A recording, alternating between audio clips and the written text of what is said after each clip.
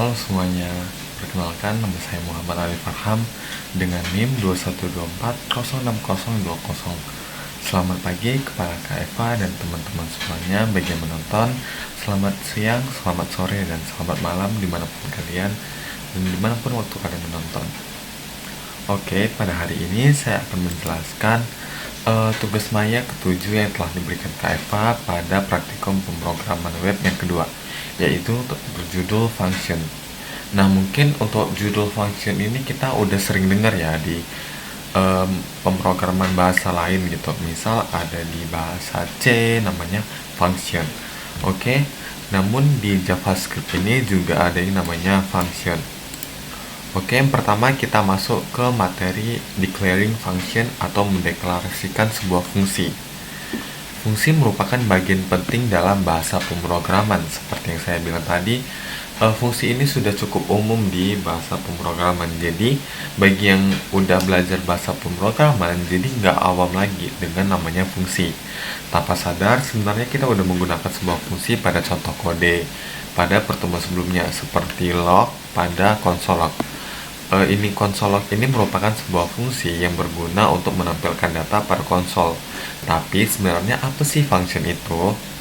Mirip sebuah dengan fungsi pada matematika, fungsi dalam pemrograman juga digunakan untuk menghasilkan sebuah output berdasarkan input tertentu. Ini merupakan skemanya, input, function, lalu akan muncullah si output.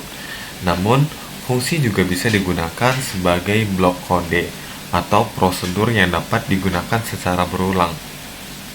Dalam arti lain, kita dapat berpikir bahwa function merupakan sebuah variabel yang berisi blok logika. Blok logika tersebut akan dieksekusi ketika variabelnya dipanggil. Nah, semua fungsi memiliki struktur yang sama. Fungsi dideklarasikan dengan keyword function dan nama fungsinya. Nama fungsi selalu diikuti dengan tanda kurung atau parenthesis tanpa spasi. Lalu terdapat sepasang kurung kurawal yang berisi logika dari fungsi tersebut. Berikut adalah struktur dasarnya, bisa kita lihat. Nama fungsi. Inilah contoh si nama fungsinya itu multiply. Lalu ada si tanda kurung yang tanpa spasi. Lalu ada kurung kurawal. Lalu ada kode yang akan dieksekusi, yaitu return 5x5. Oke, di sini terkadang dalam tanda kurung kita membutuhkan suatu informasi tambahan yang disebut dengan parameter. Parameter merupakan data yang digunakan pada fungsi untuk diproses di dalamnya. Sebagai contoh, fungsi console log dapat menerima argumen berupa string atau data yang lain untuk didapatkan ke konsol. Berikut merupakan ilustrasi dari struktur fungsi dengan parameter. Nah, kalau misalnya fungsi yang tanpa parameter, di dalam kurung yang tanpa spasi ini tidak ada isinya gitu. Jadi, multiply tidak kurung langsung kodenya. Kalau misalnya dengan parameter, jadi multiply dalam kurung A, B. Jadi si A, B ini kita bilang merupakan sebuah parameter.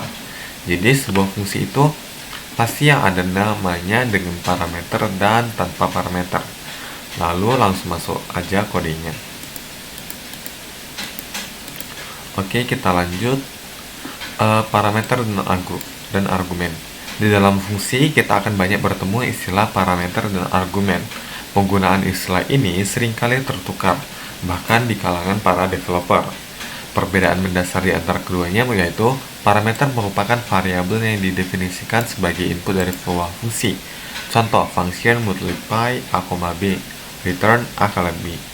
Dan argumen merupakan nilai atau ekspresi yang dimasukkan ke dalam fungsinya.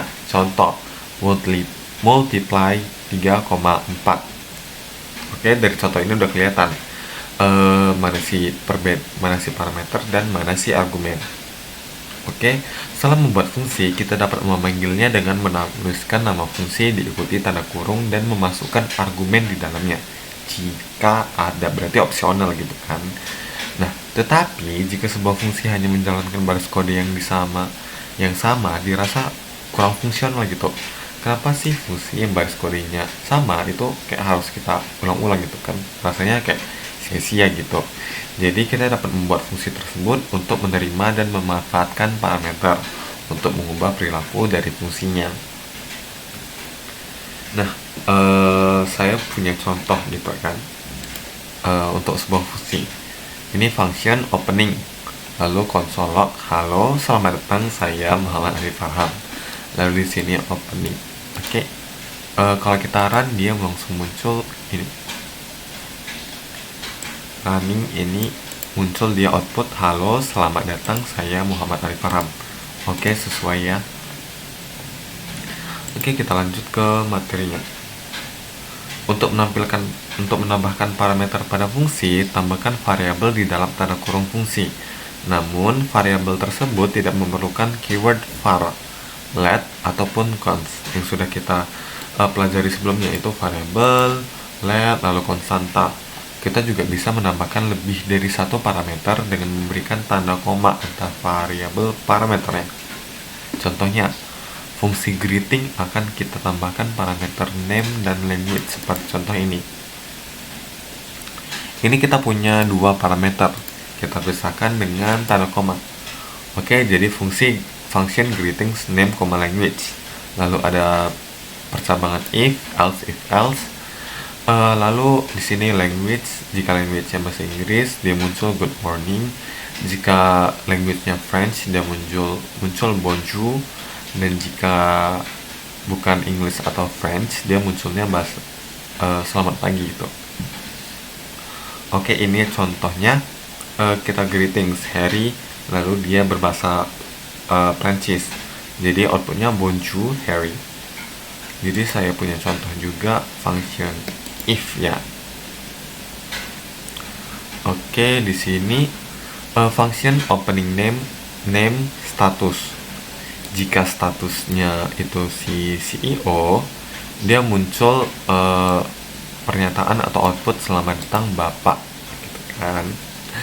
Jadi kalau misalnya else if, jika statusnya employee atau karyawan, dia kayak disuruh silakan rapat Bapak gitu. Terus kalau misalnya else selain CEO atau employee, dia nyuruh selamat bekerja Bapak gitu kan. Nah, di sini saya bikin Alif terus statusnya CEO gitu. Oke, kita coba run.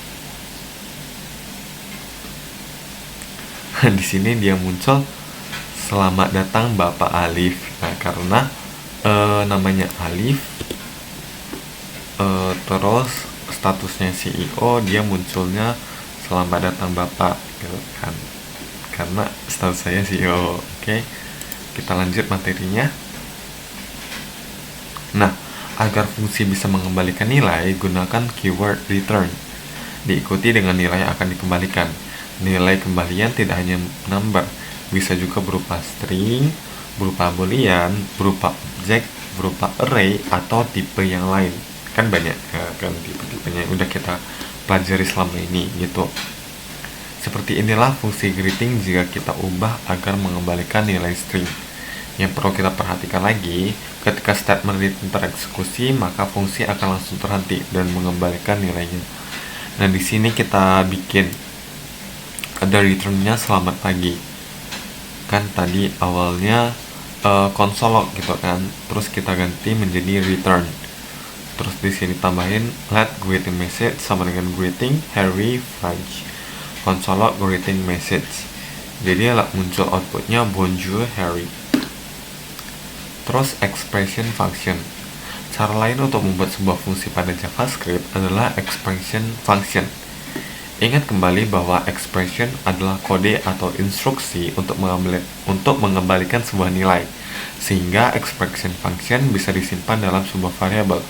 Pada expression function, umumnya kita tidak perlu menuliskan nama fungsinya. Fungsi yang tidak bernama juga dikenal dengan anonymous function. Berikut ini merupakan contohnya penulisan expression function. Ini adalah berupa contohnya penggunaan si expression function. Agak mirip-mirip ya gitu kan. Cuman di sini bedanya kayak ini. Console log dia greeting message. Kalau misalnya di sini langsung greeting gitu kan. Kalau misalnya si expression function itu di sini console log greeting Sam English. Jadi good morning Sam. Oke, itulah contoh si expression function ini. Kita lanjut ke function parameter. Nah, pada materi sebelumnya kita sudah berkenalan dengan fungsi yang merupakan suatu blok kode yang dapat menerima input dan menghasilkan output tertentu. Input ke dalam sebuah fungsi dikirimkan melalui parameter.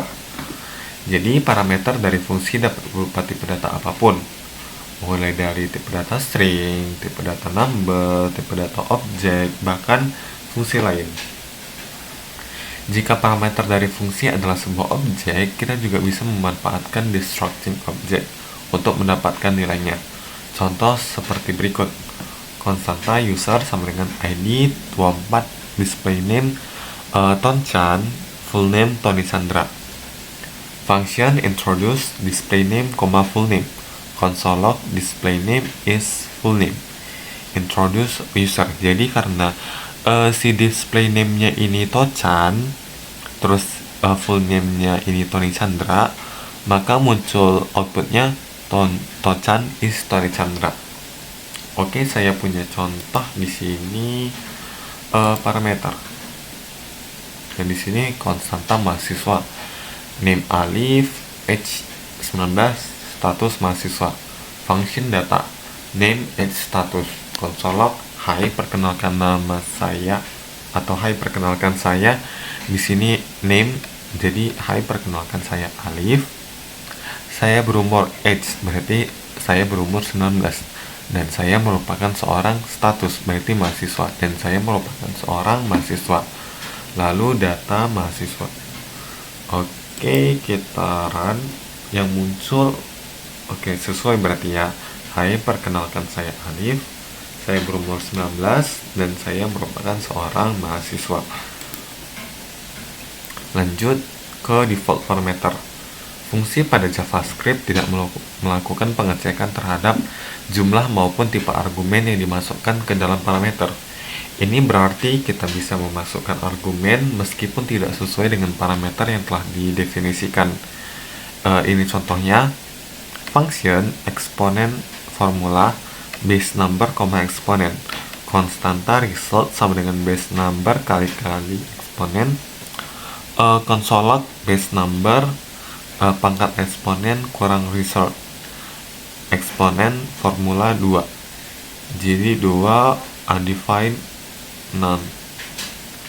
Seperti yang kita lihat pada contoh di atas ini, ketika argumen lebih sedikit daripada parameternya, maka parameternya yang terlihat tidak terdefinisi.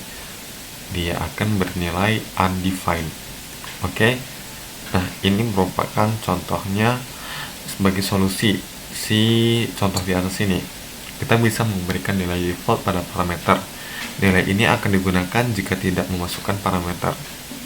Oke, contohnya di sini ke eksponen aja, di sini kita bikin eksponen sama dengan 2. Itu aja bedanya. Lalu di sini eksponen formula 3. Jadi 3 pangkat 2 sama dengan 9. Langsung dia akan mengkalkulasikan. Sedangkan di sini tidak. Rest parameter. Masih ingat dengan spread operator pada pertemuan berapa itu ya? Mungkin pertemuan sebelumnya, pertemuan 6. Jika spread operator menyebarkan array menjadi beberapa elemen dan berbeda, rest parameter ini adalah kebalikan dari operator tersebut. Rest parameter juga dituliskan menggunakan tree consecutive dots atau titik 3. Dengan rest parameter, kita dapat menggabungkan beberapa elemen menjadi satu array. Tentu teknik ini sangat bermanfaat ketika kita hendak membuat sebuah fungsi dengan parameter yang belum tentu pasti. Sebagai contohnya, ini adalah fungsi menjumlahkan seluruh nilai argumen. Function sum yang artinya menjumlahkan numbers let results sama dengan 0 for let number of numbers result plus sama dengan number. Return result. Console log sum ada 1, 2, 3, 4, dan 5. Maka outputnya adalah 15. Jadi dia menjumlahkan ini, maka outputnya menjadi 15 ya. Karena ada 5, 2 tambah 3 5, 1 tambah 4 5, jadi 5, 5, 5, 15. Oke, lanjut ke materi arrow function. Pada JavaScript ES6 memperkenalkan fungsi baru yang dinamakan arrow function expression, atau lebih dikenal sebagai arrow function. Arrow function mirip seperti regular function secara perilaku, tetapi berbeda dalam penulisannya.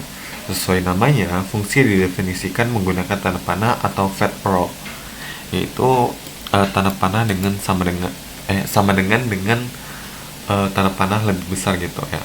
Tentunya penulisan arrow function ini akan lebih singkat. Berikut perbedaan regular function dengan arrow function. Ini function declaration dan function expression. Di sini function say hello greet, console log greet. Terus di sini menggunakan function expression, dia disingkat. Yang awalnya di sini perlu dengan function, terus kita bisa pakai aja langsung cons.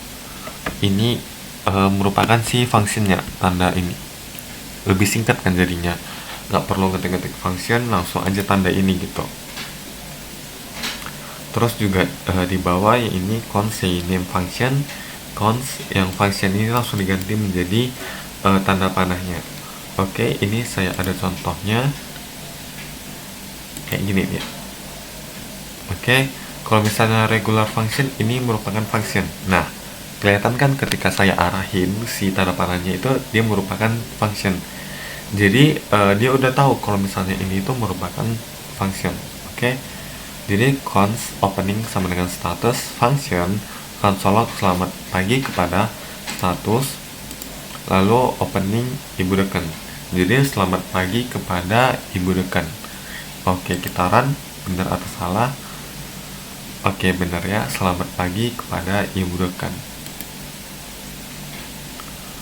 Oke, pada arrow function kita tidak perlu menuliskan keyword function setiap membuat fungsinya. Kita tetap menuliskan parameter di dalam tanda kurung lalu diikuti dengan tanda panahnya sebelum kurung kurawal seperti ini, atau seperti contoh tadi yang udah kita contohkan ya. Apabila fungsi hanya memiliki satu parameter, maka kita bisa menghapus tanda kurung seperti berikut. Ini dia contohnya. Oke, kalau misalnya satu aja si tanda kurung di name ini bisa kita hapus. Kalau dua ya perlu bentukkan tanda kurung biar tahu pemisahnya. Namun jika kita sama sekali tidak membutuhkan parameter, maka kita tetap menuliskan tanda kurung namun kosong seperti ini. Berarti dia function tanpa parameter. Nah, satu hal lagi yang menarik. Ketika body dari function hanya terdiri dari satu baris, kita bisa menghapus tanda kurung kurawal. Tentunya ini akan menghemat baris kode yang kita tulis. Ketika sebuah fungsi perlu mengembalikan nilai, kita tidak perlu lagi menuliskan return, hanya bekerja untuk fungsi satu baris. Oke, jadi nggak perlu buat return lagi kalau misalnya fungsi itu hanya satu baris. Lanjut ke variable scope. Sejauh ini kita sudah mengenal function. Ada arrow function, ada function dengan parameter, ada function dengan tanpa parameter. Nah, setelah ini kita memisahkan kode ke dalam blok atau fungsi terpisah. Ada satu hal penting yang perlu kita tahu, yaitu variable scoping atau variable scope. Ada banyak keadaan di mana kita membutuhkan variabel hanya untuk diakses di seluruh script yang kita buat. Tetapi ada juga keadaan di mana kita ingin variabel tersebut hanya dapat diakses pada cakupan fungsi dan fungsi turunannya saja. Variabel yang dapat diakses dari seluruh script disebut globally scope, yang artinya dia secara global. Sementara variabel yang hanya diakses pada fungsi tertentu disebut sebagai locally scope atau scope lokal. Kayak bahasa pemrograman lain, ada fungsi global, ada fungsi lokal gitu. Ada variabel global, ada variabel lokal. Yang global dia bisa diakses seluruh script, yang lokal dia hanya bisa diakses hanya dengan fungsi tertentu. Variabel JavaScript menggunakan fungsi untuk mengelola cakupannya. Jika variabel didefinisikan di luar fungsi, maka variabel tersebut bersifat global. Jika variabel didefinisikan di dalam fungsi, maka variabel tersebut bersifat lokal. dan cakupannya hanya pada fungsi tersebut beserta turunannya saja. Berikut adalah contohnya penggunaan scope. Ini global variable dapat diakses pada parent dan child. Cons A sama dengan A. Function parent ini merupakan local variable, dapat diakses pada parent dan child, tetapi tidak dapat diakses di luar dari fungsi tersebut. Cons B sama dengan B. Lalu function child local variable hanya dapat diakses pada fungsi childnya saja. Cons C sama dengan C. Kita harus berhati-hati dalam mendefinisikan variabel dalam fungsi. Contohnya kita bisa mendapatkan hasil yang di luar dugaan gitu. Contohnya seperti ini nih. Ada contohnya function multiply 6 total 6 kali 6 return total. Let total sama dengan 9. Let number multiply 20 kan. Total sama dengan 6 kali 6. Jadi console log total outputnya 400. Aneh gitu kan, padahal yang kita input itu ini. Kenapa outputnya itu 400? Itulah bahwa itu tuh harus berhati-hati dalam mendefinisikan sebuah variabel dalam fungsinya. Mungkin kita berharap nilai totalnya akan bernilai 9 seperti yang sudah kita tampilkan gitu. Mengingat variabel total pada fungsi multiply seharusnya tidak akan berpengaruh untuk kode di luar dari fungsi tersebut.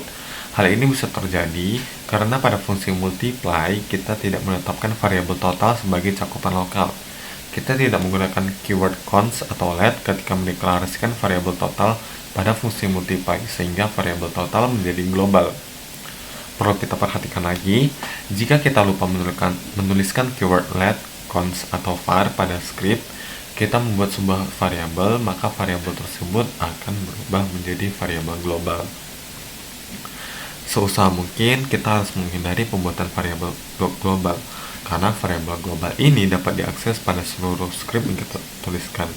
Semakin banyak variabel global yang kita tuliskan, maka semakin tinggi kemungkinan tabrakan atau collision yang terjadi. Oke, jadi berhati-hati dalam menuliskan sebuah variabel. Lanjut ke materi closure. Materi closure, sebelumnya kita udah mengetahui ini fungsi dapat didefinisikan dalam lingkup global atau di dalam fungsi lain. Suatu fungsi yang dapat mengakses variabel di dalam lexical scope-nya disebut dengan closure. Lexical scope berarti pada fungsi bersarang. Fungsi yang berada di dalam memiliki akses ke variabel di lingkup induknya. Contohnya seperti ini, bisa kita lihat. Nah, fungsi init memiliki variabel local name dan fungsi greet. Fungsi greet adalah inner function yang didefinisikan dalam init dan hanya bisa diakses dari dalam fungsi init aja. Perhatikan bahwa fungsi greet tidak memiliki variabel lokal. Namun karena inner function memiliki akses ke variabel di parent functionnya, sehingga greet dapat mengakses variabel name. Itulah yang dimaksud dengan lexical scope. Sekarang kita perhatikan contoh kode berikut ini. Kode di atas akan menghasilkan output yang sama. Oke, sama ya. Perbedaannya adalah fungsi cGreet-nya dikembalikan return. Oke, dari outer function-nya sebelum dieksekusi. Karena variabel name berada dalam scope init, maka umumnya variabel tersebut akan hilang atau dihapus ketika fungsinya selesai dijalankan. Namun pada kasus di atas, fungsi greet yang diakses melalui fungsi main function masih memiliki referensi atau akses ke variabel name. Variabel pada mekanisme di atas adalah telah tertutup atau close covered, yang berarti variabel tersebut berada di dalam closure. Kalau memang di awal cukup sulit untuk memahami closure ini, jadi mari kita lihat lagi untuk penggunaan closure pada suatu program yang nyata. JavaScript tidak memiliki cara untuk mendeklarasikan suatu fungsi atau variabel menjadi private seperti bahasa Java, sehingga sebuah fungsi atau variabel bisa diakses dari manapun. Kenapa kita membutuhkan private method? Salah satunya adalah untuk membatasi akses ke fungsi atau variabel. Perhatikan contohnya. Nilai counter akan bertambah ketika kita memanggil fungsi f. Namun, kita juga bisa mengubah nilai counter secara langsung dengan assignment operator. Pada contoh program yang lebih kompleks, sebaliknya hal ini harus dihindari, karena perubahan langsung pada nilai counter bisa saja memunculkan bug. Closure memungkinkan kita membuat fungsi dan variabel seolah menjadi private. Seperti inilah contoh program closure yang dibuat seperti inilah contoh program counter yang dibuat dengan closure.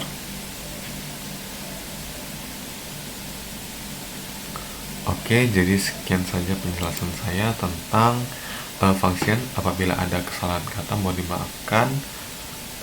Apabila ada penjelasan yang kurang dimengerti mohon dimaafkan, karena juga keadaan kurang mendukung, lagi hujan dan lagi pelek. Mohon maaf.